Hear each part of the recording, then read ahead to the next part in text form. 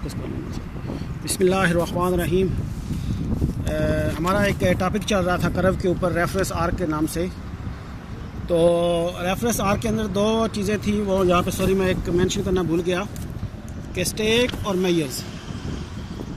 इसको ऐसे हम लोग मेयर नीचे कर लेंगे। खैर, और मेयर का ऑलरेडी हमारा हो चुका है और ये दूसरा है स्टेक।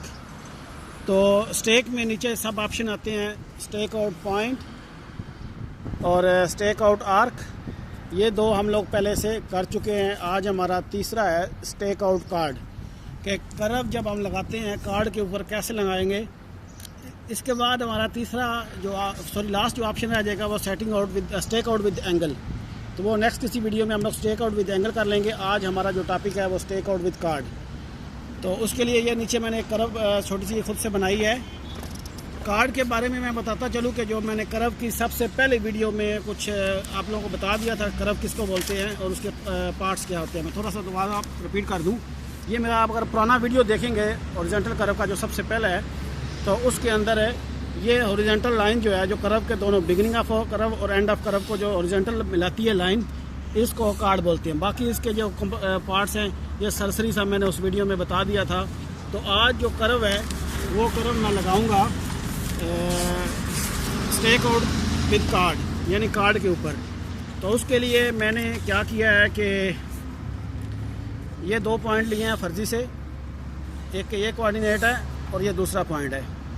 इन दोनों को देखते हुए मैंने ये इसका रेडियस खुद से अज्यूम किया है, क्योंकि हमारा जो रेफरेंस है ना, रेफरेंस आर्क स्टेक आउट, इसमें 3 पॉइंट होने चाहिए, एक बिगिनिंग ऑफ कर्व और एक एंड ऑफ कर्व और तीसरा इसका रेडियस।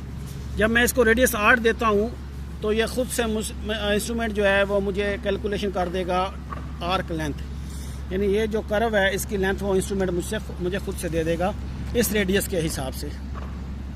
तो यहाँ पे उसने मुझे दे दिया 8.238। तो ये मेरा नीचे कार्ड है। इस कार्ड के ऊपर मैंने कितने फासले, फॉर एग्जांपल ये 8 है तो मैं इसको 2-2 मीटर के हिसाब से कार्ड के ऊपर पॉइंट लगाता हूँ। तो आइए चले इसको पहले इंस्ट्रूमेंट में देख लेते हैं।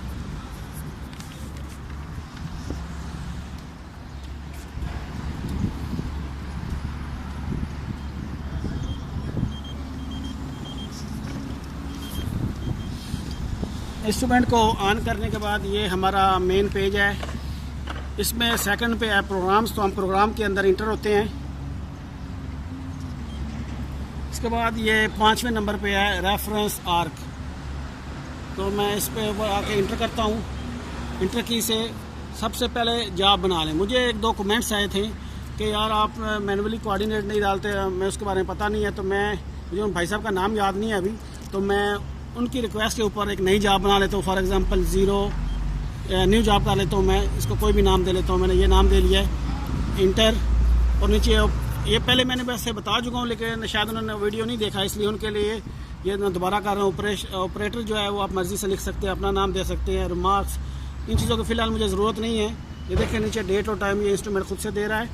तो सही है, मैं इसको F4 से कंटिन्यू कर देता हूँ। तो ये मेरी एक नई जॉब सेट हो गई है।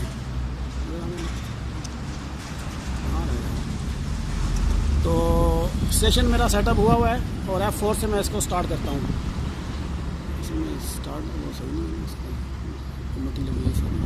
चले, इसमें ये सेकंड ऑप्शन था हमारा स्टार्ट, एंड और रेडियस। तो मैं F2 दबाता हूँ। इसके बाद वो पूछ रहा है कि पहला पॉइंट, तो स्टार्ट पॉइंट मैंने उसको 1 दिया है, इंटर करता हूँ। और उसके बाद F4 और F1 से मैं फाइंड करता हूँ। तो ये मैंने एक नई जॉब बनाई है, तो इसके अंदर ये पॉइंट नहीं है, तो मैं इसको मैनुअली अब इसको पुट करूँगा भाई साहब की रिक्वेस्ट पे। तो मैं इसको ENH यहाँ से मैं इसको कोऑर्डिनेट डालता हूँ 48819324445. अच्छा, ये मैंने इसका ईस्ट और नॉर्थ दे दिया है। हाइट की मुझे ज़रूरत नहीं है यहाँ पे काम करते हुए, तो मैं हाइट को रहने देता हूँ। मैं इसको F4 से कंटिन्यू करता हूँ। उधर से देख लो।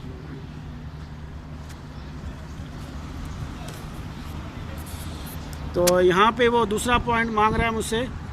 तो सेकंड पॉइंट के लिए F4 और F1 से मैं इसको फाइंड करता हूँ।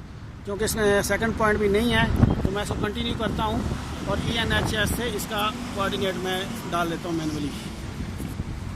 थोड़ा पीछे 488 447.079 उधर रखो 32444 54.365।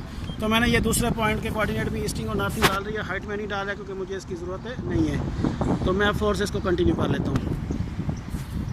अब वो पूछ रहा है कि रेडियस, तो मैंने यहाँ पे इस कर्व को लगाने के लिए मैंने रेडियस खुद से 8 रखा हुआ है, तो मैं 8 मीटर इसका इंटर कर देता हूँ और F4 से कंटिन्यू। तो ये देखें स्टार्ट पॉइंट उसका ID उसने दे दिया खुद से नंबर 1 जो मैंने लिखा हुआ था, नंबर 2 भी दे दिया है, मिड के उसने नहीं दिए जो मुझे नहीं चाहिए, और centre point, radius, arc length और ये फुल सर्कल की लेंथ उसने दे दी है। मैं F4 से इसको कंटिन्यू कर लेता हूँ।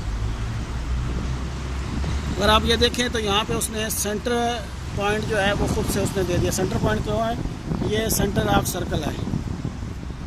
तो उसके बाद इसने आर्क लेंथ 8.238 दे दिया है। तो मैं स्टेक आउट्स के लिए F4 प्रेस करूँगा और इसके अंदर ये 4 मेथड हैं। Stake out point, stake out arc जो ऑलरेडी हम लोग कर चुके हैं। तीसरा आ जाए स्टेक आउट कार्ड। तो स्टेक आउट कार्ड से हम लोग करेंगे F3 में प्रेस करता हूँ और ये ID उसने खुद से अज्यूम कर दिया 3 नंबर है। तो यहाँ पे अगर ID के बाद आप नीचे आए तो इसकी है डिस्ट्रीब्यूशन, कि आपने इस कर्व की डिस्ट्रीब्यूशन कैसे करनी है, किस हिसाब से आप इसको स्टेक आउट करोगे। तो नंबर 1 पे है नन, यानी नन से मुराद है कि जहाँ पे आप चाहिए जितने भी चाहिए वो आप अपनी मर्ज़ी से कर सकते हैं। एरो की से मैं चेंज करता हूँ इक्वल, तमाम, और सेकंड है इक्वली आप कर सकते हो। थर्ड पे है स्टार्ट, यानी अगर जो आपका कर्व का डिफरेंस आएगा वो सिर्फ स्टार्ट वाले पॉइंट में ले लें, बाकी पॉइंट वो इक्वली लगा लेगा। और लास्ट पे है स्टार्ट और एंड पॉइंट। तो इसमें क्या है कि पहले और आखिरी पॉइंट में जो भी डिफरेंस आएगा वो इक्वली डिवाइड कर देगा और बाकी जो हमें रिक्वायर्ड है वो कार्ड लेंथ के ऊपर इक्वली पॉइंट दे देगा। तो मैं इसके ऊपर इक्वली करता हूँ। उसके बाद नीचे सेकंड ऑप्शन है कार्ड लेंथ, कि हमें कार्ड लेंथ कितनी चाहिए। तो मैं इसको 2 मीटर का लेता हूँ कि मुझे 2 मीटर कार्ड के ऊपर ये पॉइंट चाहिए। इंटर, और ये देखें क्योंकि मेरी आर्क कर्व थी वो इक्वल नहीं थी, लिहाजा उसने जो मुझे लाइन दे दी है वो 2.06, यानी हर पॉइंट जो है वो कर्व के ऊपर 2 मीटर और 6 सेंटी के हिसाब से लगाएगी।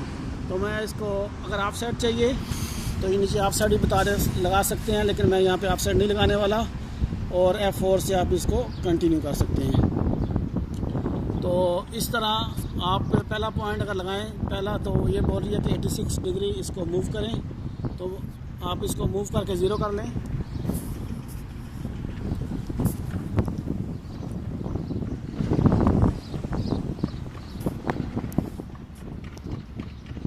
आज चूँकि मैंने पॉइंट नहीं लगाए हुए इसलिए इसको स्टे करने में थोड़ा टाइम लगेगा। तो मैं पहला पॉइंट करता हूँ, मैंने नॉन प्रिज्म किया हुआ है इसको, तो मैं F2 से डिस्टेंस प्रेस करता हूँ। तो ये कह रहा है 1 मीटर 30 सेंटी आगे आना चाहिए, तो मैं इसको आगे लेके आता हूँ। ये बोल रहा है 50 सेंटी और चाहिए, तो 5 सेंटी अगर पीछे जाएंगे तो ये हमारा पहला पॉइंट जो कर्व के ऊपर 2 मीटर और 6 सेंटी पे लग जाएगा। नेक्स्ट पॉइंट लगाना है तो एरो की से हम नीचे आएंगे लाइन के ऊपर, यहाँ से सिंपली आप प्रेस करेंगे तो ये नेक्स्ट पॉइंट दे देगा। तो उसके बाद इसका एंगल 0 कर लें तो वो नेक्स्ट पॉइंट भी लगा देगा। इसी तरह अगर लाइन का अगला पॉइंट लगाना है तो वो देखें वो उसने दे दिया। मैं तीसरा पॉइंट लगा लेता हूँ दूसरा छोड़ के।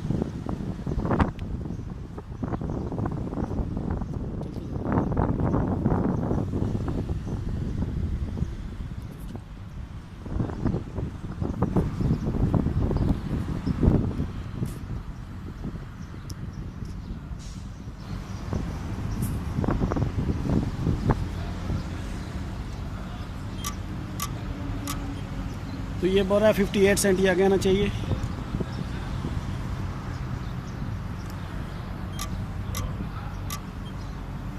तो ये देखें ये हमारा तीसरा पॉइंट लग गया। इसके बाद आप एरो की से दूसरा और लास्ट पॉइंट लगा सकते हैं जो हमारी टोटल लेंथ है कर्व की 8.283। तो इस तरह आप ये कर्व लगा सकते हैं। अगर ये कर्व करते हुए ही आपको ये पॉइंट स्टोर करने हैं। तो F1 से आप मेजर कर लोगे तो ये आपकी जो जो कर्व आपने लगाए हैं वो ऑटोमेटिकली आपका स्टोर हो जाएगा, और उसको बाद में आप DXF या नोट फाइल में आप ये इंस्ट्रूमेंट से कॉपी कर सकेंगे। ऑलरेडी पहले वीडियो में मैंने बता दिया है कि इंस्ट्रूमेंट से कैसे एक्सपोर्ट करते हैं USB के अंदर। तो होपफुली कि इस वीडियो के अंदर भी मैंने क्लियर कर दिया है कि हॉरिजॉन्टल कर्व कैसे लगाएंगे कार्ड के हिसाब से। तो अगर आपको मेरे वीडियो पसंद आ रहे हैं तो आप उनको लाइक करें और शेयर करें, और मेरे चैनल को सब्सक्राइब करना ना भूलिएगा, क्योंकि इससे आपको मेरी AutoCAD और टोटल स्टेशन की लेटेस्ट वीडियो मिलती रहेंगी। आपका बहुत शुक्रिया।